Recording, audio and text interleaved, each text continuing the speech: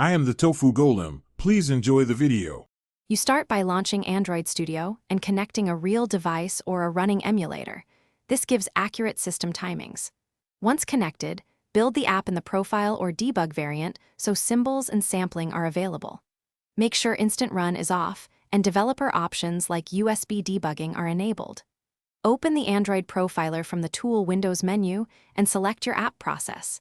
This initializes CPU, memory, network, and energy traces, so you can begin recording immediate performance signals.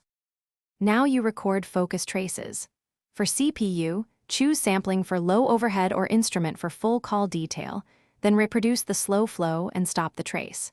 For memory, capture a heap dump, inspect allocation stacks, and force a garbage collection to see reachable objects. This helps find leaks. Simultaneously watch network to see request timing and payload sizes, and energy to spot excessive wake-ups, so you can correlate spikes across CPU, memory, and network for root cause analysis. After you identify hotspots, apply targeted fixes, refactor expensive methods, reuse buffers, reduce object churn, and batch or compress network calls. Once code changes are in, rebuild the profile variant and reprofile the same scenarios to verify improvements. Compare before and after traces to confirm gains. If profiling fails or traces are empty, ensure ART method tracing is enabled, confirm the app process is selected, check device permissions, and restart the device or Android Studio.